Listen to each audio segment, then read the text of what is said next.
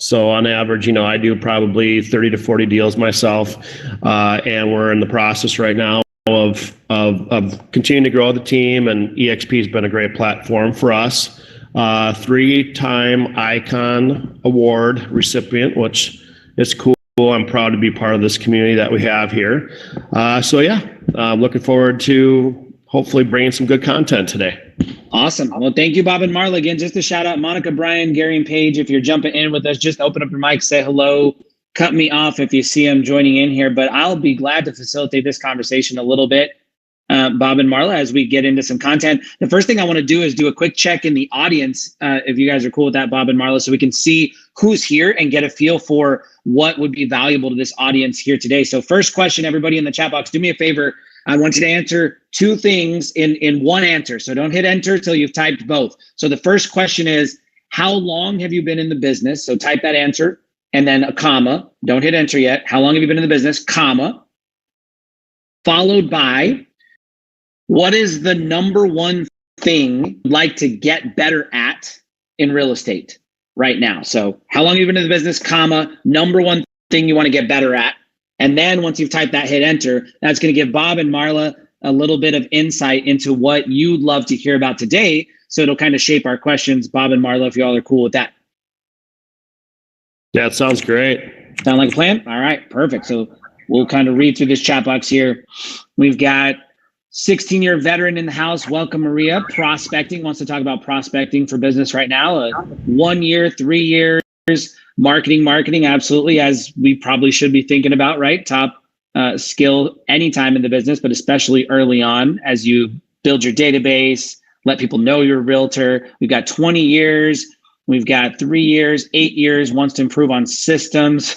We've got some brand new folks that are not even yet part of the EXP family. It looks like just getting going in the business 1 month in. Caitlin, congratulations. Very cool. Needing to talk about price reductions. It'll be interesting, Bob and Marla, to hear if you've seen that be a trend in your market already, and maybe it'd be helpful to get a perspective on what's changing in your market here. 17-year veteran, 20 years. David talking about leading teams. So we've got a nice mix.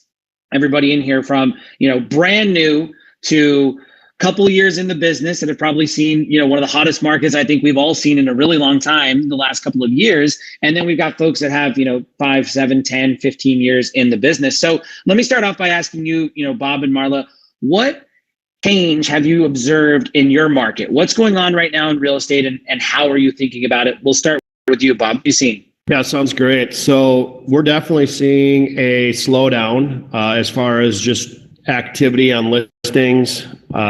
Also, the multiple offers have, although they're still out there, they're a little more spotty than they once were. I mean, in our market, as probably most people in the audience has experienced as well, you pretty much had a listing on. If you didn't have it sold in 2 days, there was something going on. So right. We are starting to have conversations with our sellers about price reductions, and I know that came up in one of the agents' response here as far as kind of seller communication, how you're working through that.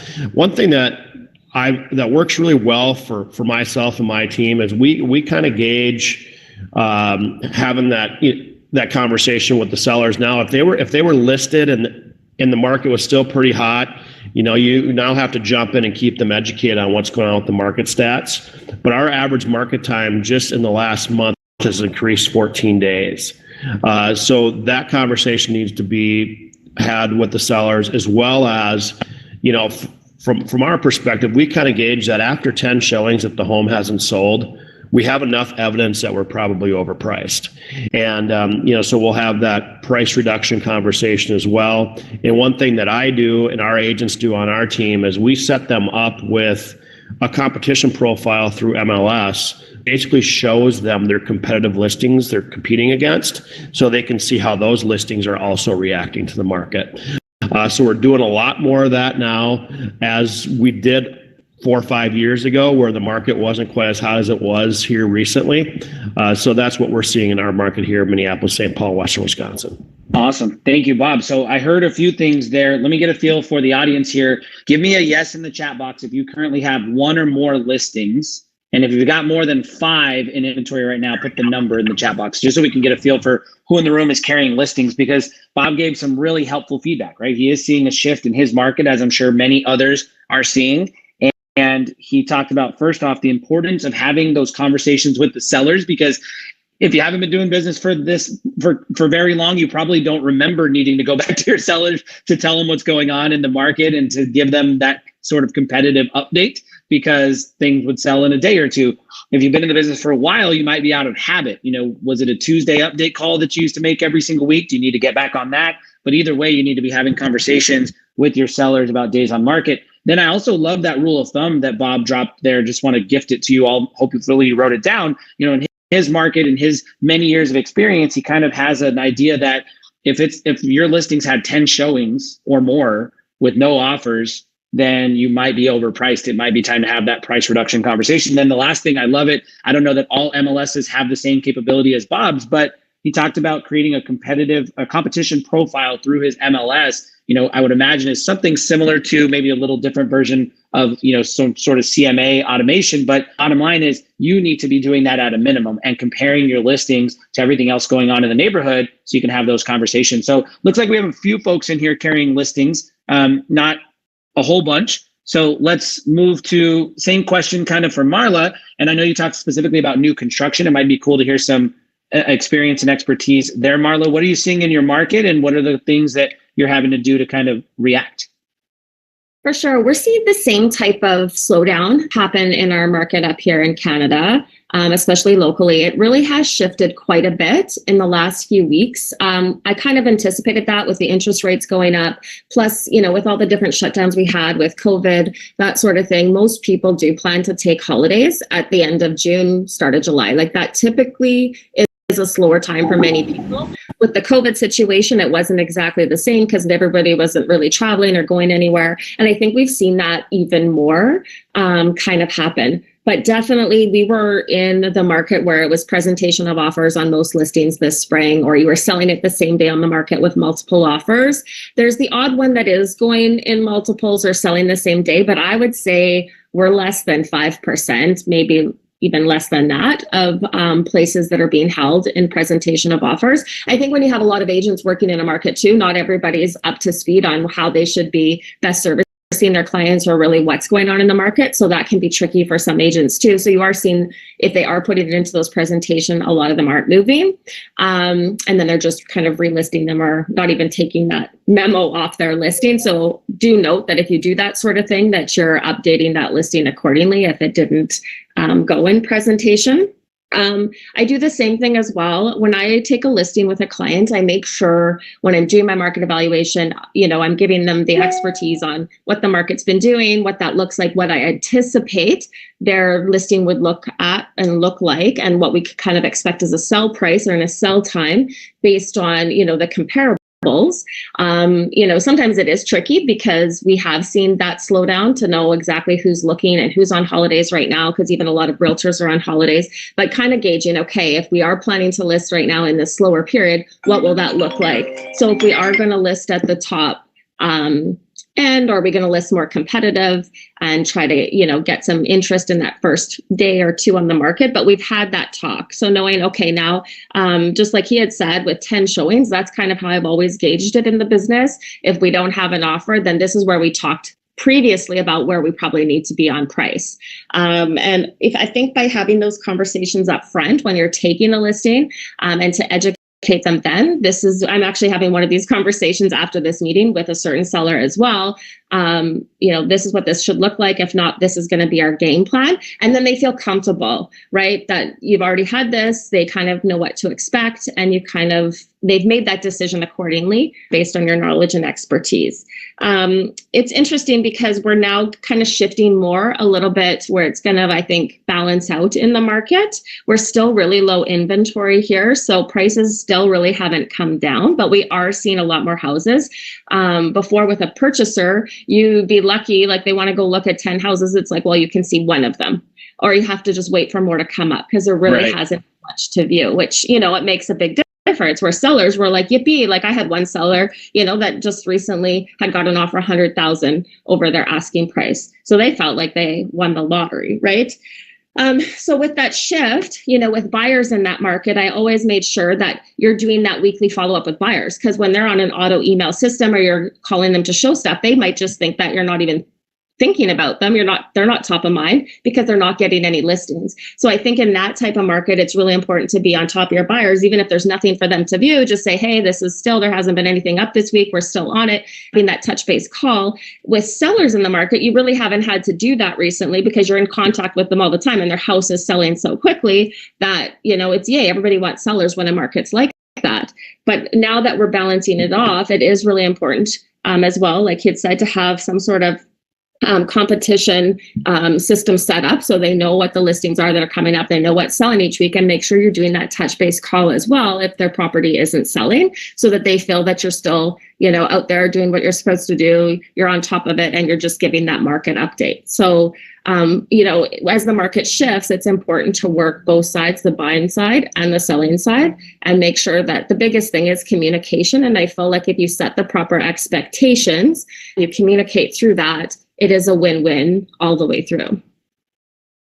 I love it. Thank you for sharing. Awesome. So let's shift gears as you talk about things potentially balancing out and the importance of communicating to both your buyer clients and your seller clients. Let's ask the audience here. Give me a yes in the chat if you're currently working with one or more buyer clients, and give me the number of how many of those you're working with, so we get a feel for buyer business versus seller business of agents in the audience here, as we had a few people that are carrying active listings. Tabitha's either sold all of her listings or looking for prospecting for new ones. So let's see who's working with buyer clients here. So we got a couple of folks working with buyers. Sounds like, to me, reading the chat box, Marla and Bob, and kind of looking through what people are thinking about, I think the conversation they'd love to have and kind of get more insight from you all on is actually how to generate new business. Can we talk a little bit about prospecting, marketing, and lead generation? Bob, can you kick us off there? What does your systems and habits look like right now for prospecting, marketing, and lead generation?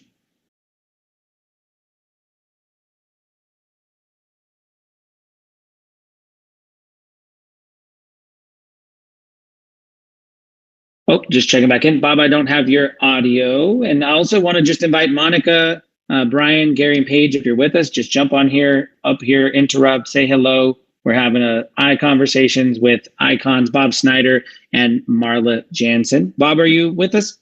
I'm back. Sorry, I had to turn my mic on. No problem. We got you. Marketing, lead generation, and prospecting. Yeah. So, one of the things that we focus on pretty intensely here within our organization is time blocking for prospecting, right? So we will time block on our schedules. First of all, doing some sphere call through or emails or our touch base with our past clients.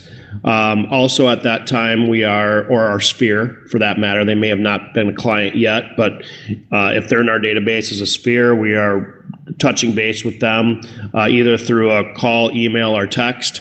Also, we are time blocking to have those weekly conversations with our buyers and our sellers.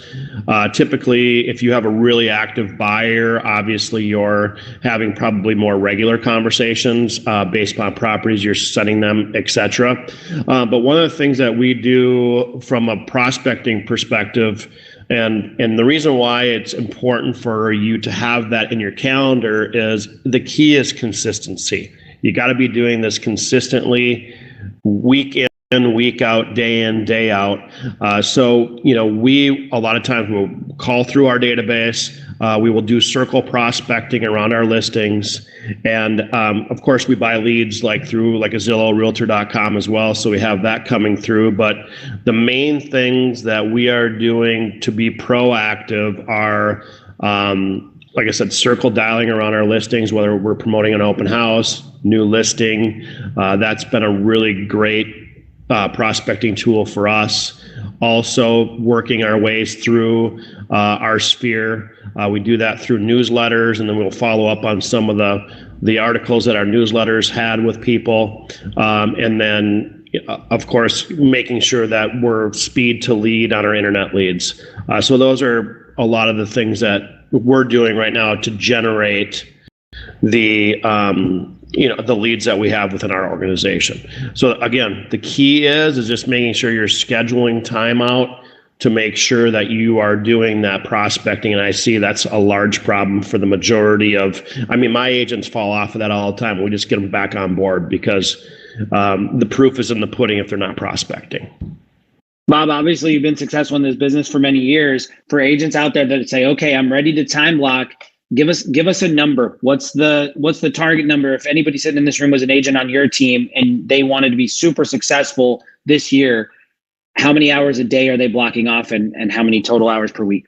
They're blocking off a minimum of 2 hours per day, 10 hours per week of time blocking. Minimum of 2 hours per day, 10 hours per week, everybody. And if you're newer to the business, for my experienced veterans, give me a yes in the chat. This business runs on conversations. So during those 2 hours, if you're not picking up the phone, having conversations or finding ways to create conversations, then you're not prospecting. So you got to get in a conversation, minimum time block, 2 hours a day, 10 hours a week. Thanks. Love it. And then a couple of ideas, just want to make sure everybody heard them loud and clear.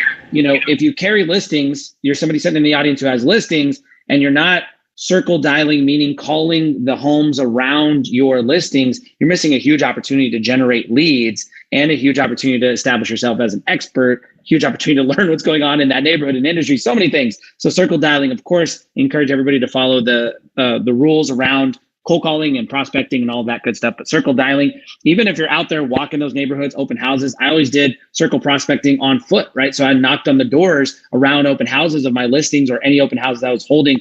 Similar lead generation strategy, different than making phone calls, but calls, following up with the SOI, and then of course, following the speed to lead rules on internet leads. Bob, can you give 30 seconds on your speed to lead requirements or principles? So if somebody gets an internet lead, what's the requirement there on speed to lead?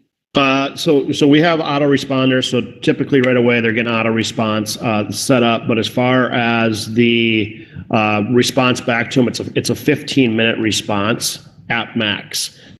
So if that lead is not responded to within 15 minutes, for instance, if it's a KV core lead that we're doing a squeeze page on or whatever it might be, if that lead hasn't been responded to in 15 minutes, we'll send it over to the next agent in line. Our Zillow, we have somebody who manages that piece of it. So there's not a response back, at least a minimum of a text, which we ultimately want them to be reaching out phone call wise. And we'll be able to see if the agent has made a phone call, because we require agents to text the client after that stating that they've made a phone call to them. We will move that lead over to another agent within the team. So they have to have made communication within that lead within 15 minutes, which in a lot of cases is too long in some instances, depending upon the client. Right. And then we do require them now to, not now, we always have, but they also have to have a follow-up strategy within the first 10 days of receiving that lead, that they're reaching out at least 2 times a day to try to connect in with that lead, where eventually the lead will respond back to them and we'll be able to capture that lead, or we determine that lead's not a viable lead for us to move forward on. Perfect. So auto response, if you don't have that set up, the moment you get an online lead, respond with a text message. Hey, got your lead. Thank you. There's scripts out there. There's plenty of resources, but instant response. Then a phone call follow-up within the first 15 minutes minimum. That might be too long requirement. And then a 10-day follow-up strategy. So a couple of homework exercises for everybody out here that are leveraging internet leads. Let's toss it back to Marla. Similar question, Marla. Can you take us into your prospecting, marketing, and lead generation playbook a little bit and tell us what's working for you and what you'd recommend for the audience? Yeah, for sure. So I don't do any paid leads or anything like that in my business. That's not something that I've done over the years. I have built, I've been in this a long time, so I have built a big referral base for my business. So a big thing that I do is constantly contacting my database. I do set for sure, mine is an hour a day. I do that 6 days a week of prospecting. And I think that is the biggest key to the business, is that people get busy or they don't want to follow up or they don't want to do that prospecting, but it is mandatory. I think if you want to be successful long-term and not have all the ups and downs in the business, you do have to have that consistency.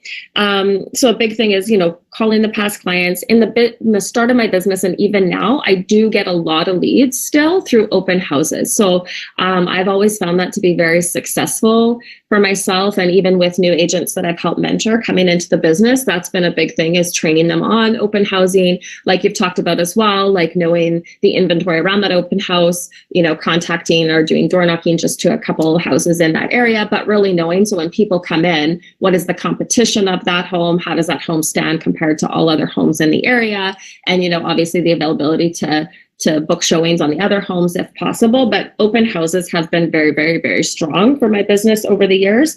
I find now I do a lot more on social media. So people, when you think prospecting, I'm not a cold caller. I don't do that type of prospecting. It's all through my database, through people that I know, through people that I've done business with in the past. So every month, like once you've even been in the business, you have, clients, you have home anniversaries or have birthdays. So instead of just sending an email, most people now like the text or through social media. So I try to do a lot of personal messages through especially Facebook and Instagram. So you kind of watch your database through there. So instead of just commenting on their page, I use that as my prospecting as well, because I'm top of mind. Or if I see they've commented or their kid's done something, really exciting, I'll private message them or I'll text message them, not on the social, say, hey, I just saw this, like, congratulations, your kid made this certain ball team, and just making it more personal. And then from there you open up conversation, you start talking about the business, and especially when the market's been up, everybody wants to talk about the business, like, oh my gosh, what's been going on, the prices are up, this is up,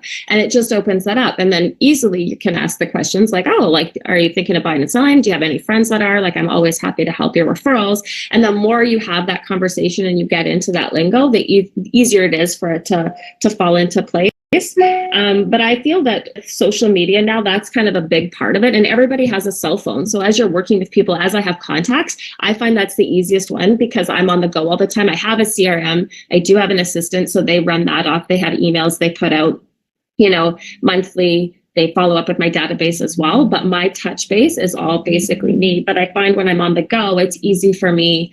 I'm in line at a grocery store, I can be messaging people on that as well. Like, I do go on there quite a bit and make sure I'm doing those touch bases. And then I think Google's a big thing as well. I think it's really important to have a Google business profile, establish yourself that way. So I haven't ever bought Google AdWords, but I'm, pretty strong on making sure I have that business profile, that I have testimonials from clients and stuff set up on that Google business as well, and send out a link for them to, give me that testimonial after we've done business together. I think a lot of it is just the same sort of strategies. I haven't changed a lot since the business has changed a lot. The technology has changed a lot, but the more I base my business a lot on those personal relationships. So I really try to nurture them and continue them on over the years. And with that, you do get a lot. You're top of mind for a lot of those people to refer you out, and of course, to do business with you again. Absolutely. Love it. So I heard kind of 4 big pillars: referrals and focusing on the relationship.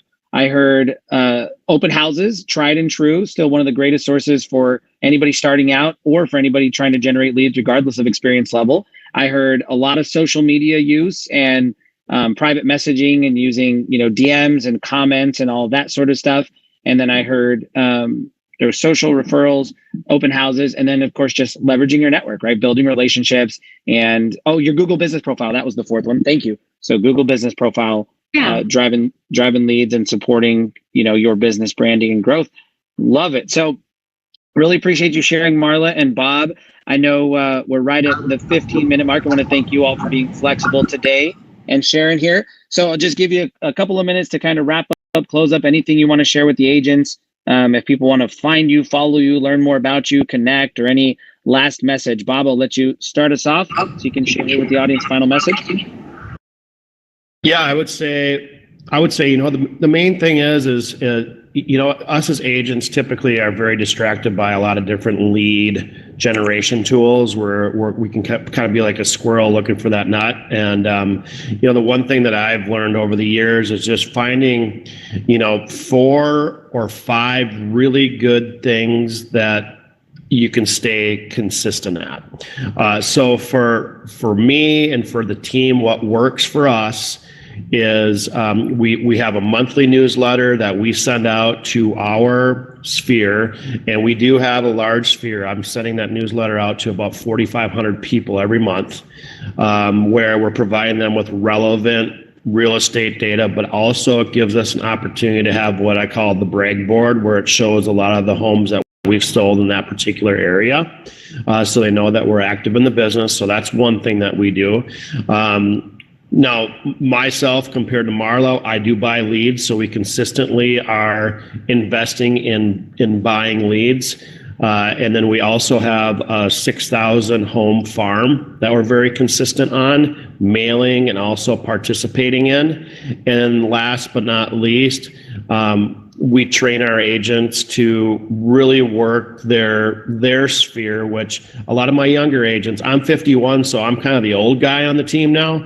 I have a bunch of late 20s, early 30-year-old agents on my team who have 2,000, 3,000, 4,000 followers. A lot of them are leveraging, instead of doing cold calling, they're doing their prospecting through like Facebook, Insta, and TikTok. So for me, kind of that other lead generation part is training my agents and really figuring out what their sweet spots are to be able to get their prospecting out that way. So consistency is the key. And for me, it all starts with time blocking and making sure you're being committed to your time block.